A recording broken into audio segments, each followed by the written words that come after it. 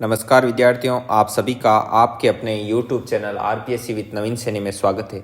विद्यार्थियों, हम पढ़ रहे थे महिलाओं का योगदान, महिलाओं की भूमिका। तो प्राचीन और मध्यकालीन इतिहास में जो महिलाओं की भूमिका थी वो हमने पढ़ ली है पार्ट 1 में, उसमें कर दिया हमने कंप्लीट। आज हम पढ़ेंगे पार्ट 2। ये अपना सेकंड वीडियो है महिलाओं के योगदान को लेकर। इसमें हम आधुनिक काल में महिलाओं की भूमिका के बारे में करेंगे अध्ययन। नंबर 1 आज हम शुरू कर रहे हैं महिलाओं के बारे में, आधुनिक काल में जो महिलाओं का योगदान है उनमें। और उनमें पहली महिला है अंजना देवी चौधरी। अंजना देवी चौधरी कौन थी? अंजना देवी चौधरी, तो अंजना देवी चौधरी है वो रामनारायण चौधरी, जो आपको पता है राजस्थान सेवा संघ के कार्यकर्ता थे। रामनारायण जी चौधरी, रामनारायण जी चौधरी की ये पत्नी थी। ठीक है, कहाँ की थी? तो ये सीकर के श्री माधोपुर, सवाई माधोपुर नहीं, श्री माधोपुर, सीकर के श्री माधोपुर की थी। इनका जन्म हुआ था 1897 ईस्वी में और इनकी शादी हुई थी 1911 ईस्वी में। 1911 ईस्वी में इनकी शादी हो गई थी राजस्थान सेवा संघ के कार्यकर्ता रामनारायण जी चौधरी के साथ।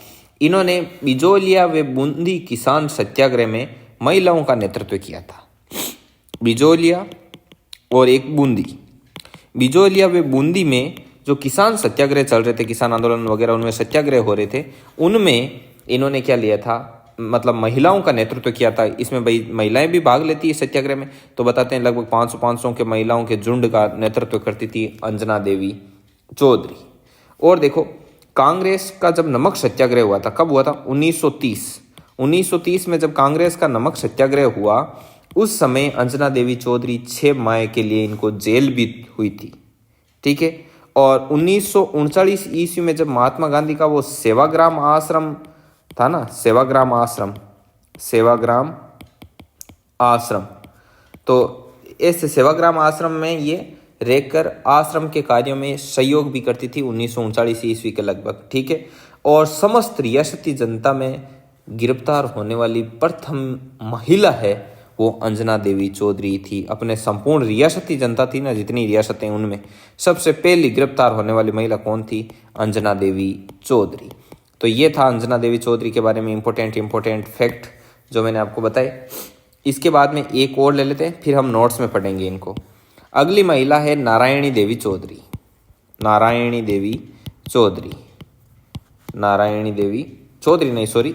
देवी वर्मा। ठीक है, नारायणी देवी वर्मा कौन थी, कहाँ की थी? तो बता दूं, नारायणी देवी वर्मा है वो माणिक्य लाल वर्मा जी थे, उनकी क्या थी? पत्नी थी। इनका जन्म है वो एमपी में हुआ था और एमपी के सिंगोली गांव में हुआ था। कहाँ हुआ था? एमपी के सिंगोली गांव में इनका जन्म हुआ था। और 1939 ईस्वी में प्रजामंडल के कार्यों में भाग लेने के कारण इनको जेल जाना पड़ा था। नारायणी देवी वर्मा ने प्रजामंडल के कार्यों में भाग लिया तो इनको जेल जाना पड़ा।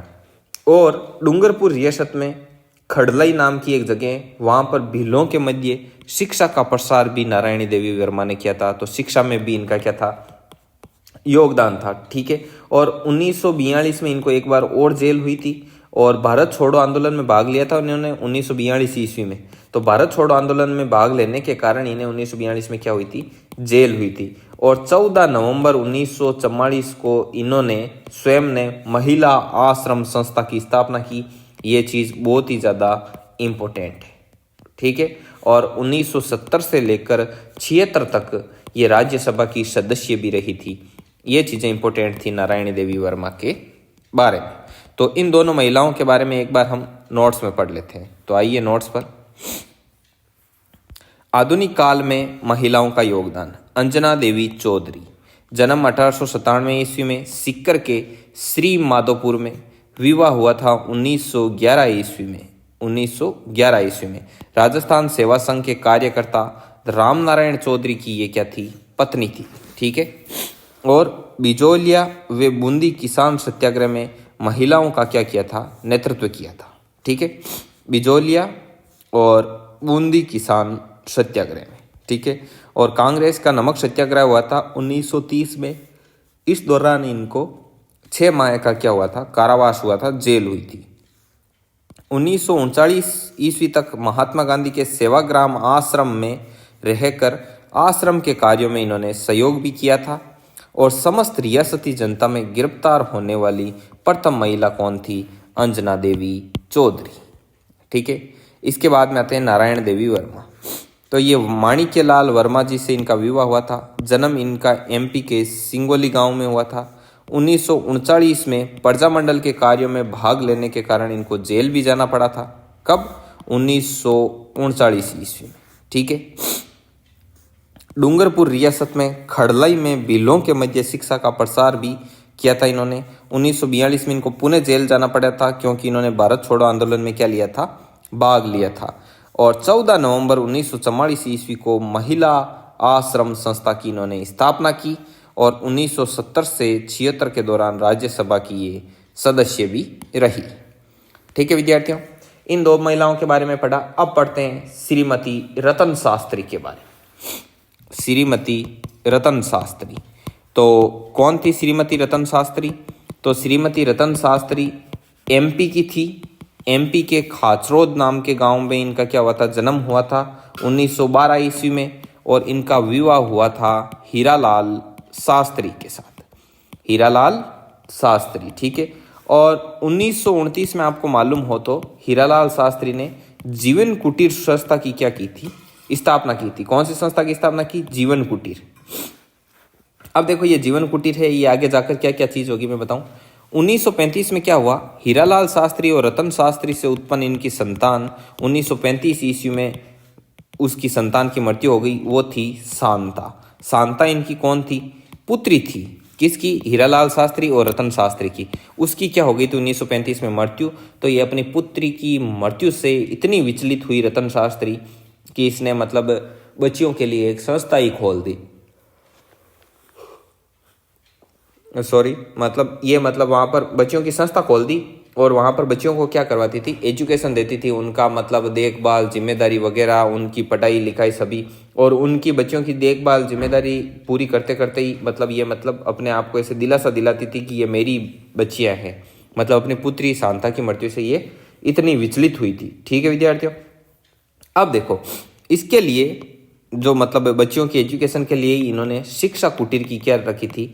नींव रखी थी। ठीक है, अपनी पुत्री की मृत्यु के बाद। और यही शिक्षा कुटीर आगे जाकर वनस्थली विद्यापीठ के नाम से क्या हुआ था? पॉपुलर हुआ था। और ये आज की तारीख में बहुत ही ज़्यादा पॉपुलर है, वनस्थली विद्यापीठ। ठीक है, और 1939 में जयपुर राज्य प्रजामंडल का जो सत्याग्रह आंदोलन हुआ था उसमें रतन शास्त्री, हीरालाल शास्त्री की पत्नी ने सक्रिय रूप से क्या लिया था? भाग लिया था। सक्रिय रूप से भाग लिया। 1955 में इनको पद्म श्री से सम्मानित किया गया और 1975 में पद्म भूषण से इनको किया गया था सम्मानित। तो ये रतन शास्त्री के बारे में बातें थी। अब कुछ बातें पढ़ते हैं जानकी देवी बजाज के बारे में। ये जो मेन इंपॉर्टेंट है वो बता दूं आपको और बाद में इनको नोट्स में पढ़ लेंगे हम। जानकी देवी बजाज कौन थी? जानकी देवी बजाज, तो जानकी देवी बजाज है वो जावटा एमपी की थी। कहाँ की थी? जावटा एमपी।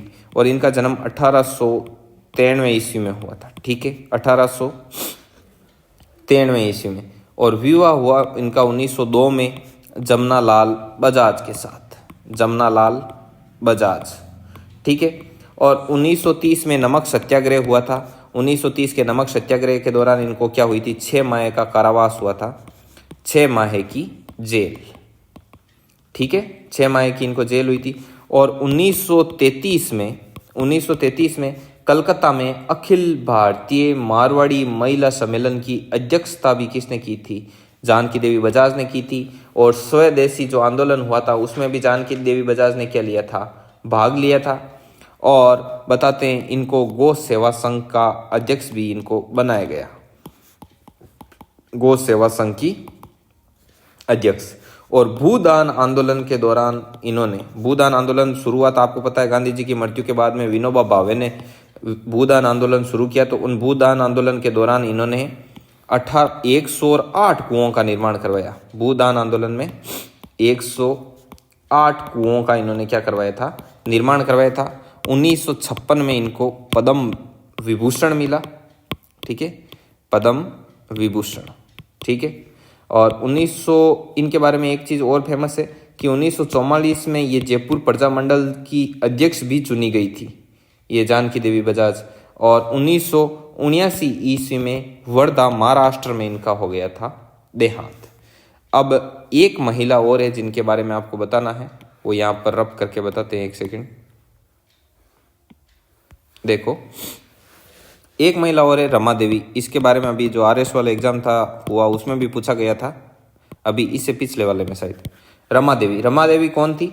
ये जन्म तो इनका हुआ था जयपुर में। जयपुर में कहाँ पर हुआ था? जयपुर में जो वैद्य गंगा सहाय है उनके घर पे हुआ था। वैद्य गंगा सहाय इनके घर पर हुआ था। और इनकी पहले एक बार शादी हो गई थी कम उम्र में, और इसके बाद में इनका पुनर्विवाह किया गया था, और पुनर्विवाह हुआ था लादूराम जोशी के साथ, लादूराम जोशी। और बिजोलिया आंदोलन में इन्होंने भाग वगैरह लिया। बिजोलिया गई थी, तो 1931 में बिजोलिया में जाने के कारण इनको क्या कर लिया गया?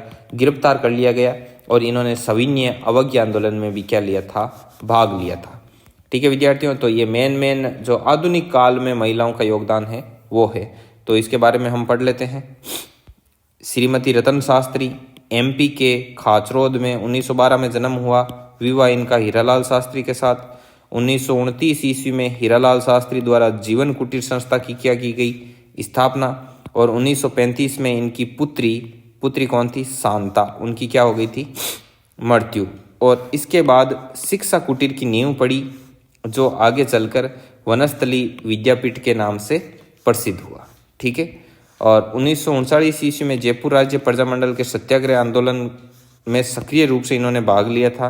1955 में पद्मश्री से इनको सम्मानित किया गया, और 1975 में पद्म भूषण से। इनके बाद में आती है जानकी देवी बजाज। तो जानकी देवी बजाज है वो जावटा MP की थी। 1893 ईस्वी में इनका जन्म हुआ। 1902 में जमनालाल बजाज के साथ इनकी शादी हुई थी, और 1930 में नमक सत्याग्रह के दौरान इनको 6 माह की जेल हुई थी 1930 ईस्वी में जानकी देवी बजाज को। और 1933 ईस्वी में कलकत्ता में अखिल भारतीय मारवाड़ी महिला सम्मेलन की अध्यक्षता भी इन्होंने की थी जानकी देवी बजाज ने। स्वदेशी आंदोलन में इन्होंने भाग भी लिया था। गौ सेवा संघ की क्या बनाया गया? इनको अध्यक्ष बनाया गया था। और भूदान आंदोलन के दौरान 108 कुओं का इन्होंने निर्माण करवाया था, और 1956 में इनको पद्म विभूषण भी मिला। 1956 में क्या मिला इनको? पद्म विभूषण। और 1944 में जयपुर प्रजामंडल की ये अध्यक्ष चुनी गई, और 1979 ईस्वी में वर्धा महाराष्ट्र में इनका क्या हो गया?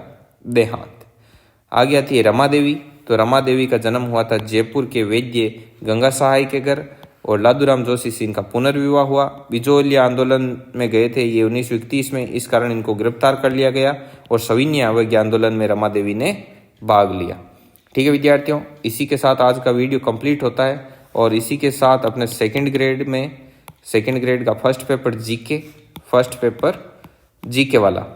पेपर जीके में जितनी भी राजस्थान हिस्ट्री लगती है, राजस्थान हिस्ट्री, तो इसमें कौन कौन सी हिस्ट्री? एक तो प्राचीन, एक मध्यकालीन और आधुनिक, ये तीनों के तीनों मतलब राजस्थान हिस्ट्री पूरी तरीके से कंप्लीट होती है, जितनी की जितनी आपके सेकंड ग्रेड में लगती है।